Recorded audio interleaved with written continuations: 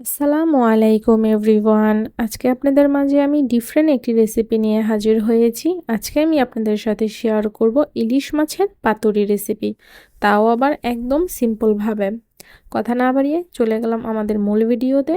প্রথমে আমি ইলিশ মাছগুলো কেটে ধুয়ে পরিষ্কার করে রেখেছিলাম আর লবণ মাখিয়ে রেখেছিলাম। 2 কাপের মতো পেঁয়াজ কুচি করে নিয়েছি। চলে গেলাম সরাসরি রান্নাতে। চুলোতে ফ্রাই প্যান বসিয়ে এখন আমি হালকা তেলে মাছগুলো হালকাভাবে ভেজে নেব। আমি কিন্তু এটাকে একদম কড়াভাবে ভেজে নেব না, তাহলে এই তরকারিটা খেতে ভালো লাগবে না। আমি মাছগুলো উল্টে পাল্টে একটু হালকা টাইপের করে ভেজে নিয়েছি। এখন আমার কিন্তু মাছগুলো ভাজা হয়ে গিয়েছে। এক এক করে আমি সবগুলো মাছ এখন উঠিয়ে নিচ্ছি। আগে থেকে পেঁয়াজ যেই কুচি করে রেখেছিলাম সেগুলো কিন্তু আমি সবটুকু এখানে দিয়ে দিব, মানে 2 কাপ পরিমাণ। আপনাদের পরিবারে যদি সদস্য সংখ্যা বেশি থাকে তাহলে কিন্তু পেঁয়াজের পরিমাণটা একটু বাড়িয়ে নিতে পারেন। পরিমাণ মতো লবণ দিয়ে একটু নেড়েচেড়ে টমেটো কুচি দিয়ে দিলাম। আমি এখানে একটি আস্ত টমেটো দিয়ে দিয়েছি। সবগুলো উপকরণ যখন নরম হয়ে যায় সামান্য পরিমাণ পানি দিয়ে আমি আদা রসুন বাটা, ধনিয়ার গুঁড়া আর সামান্য পরিমাণ একটু হলুদের গুঁড়া দিয়ে দিয়েছি। আর 4-5টা কাঁচামরিচ মাঝখান থেকে কেটে আমি এখানে দিয়ে দিয়েছি। এখন সবগুলো উপকরণ ভালোভাবে আমি কষিয়ে নিব। কষানো হয়ে গেলে যখন পেঁয়াজটা একদম নরম হয়ে যাবে, উপরে তেল ভেসে উঠবে, এই পর্যায়ে আমি মাছগুলো দিয়ে দিলাম আর একটু উল্টে পাল্টে নেড়েচেড়ে আমি এখানে পানি দিয়ে দিলাম।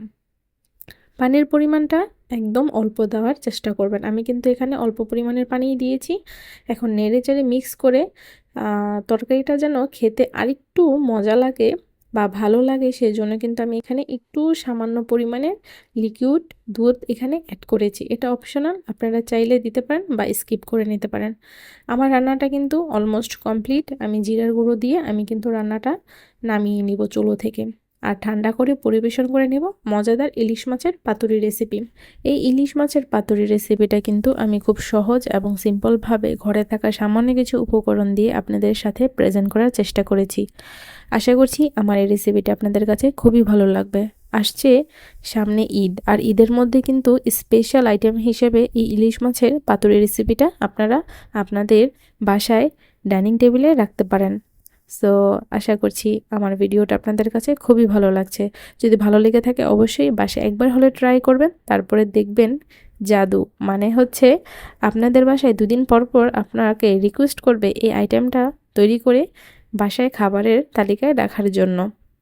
সো আজকে এ পর্যন্তই। নতুন আরেকটি ভিডিও নিয়ে খুব শীঘ্রই আপনাদের মাঝে হাজির হব। ততক্ষণ পর্যন্ত আপনারা ভালো থাকবেন, সুস্থ থাকবেন। আল্লাহ হাফিজ। আসসালামু আলাইকুম।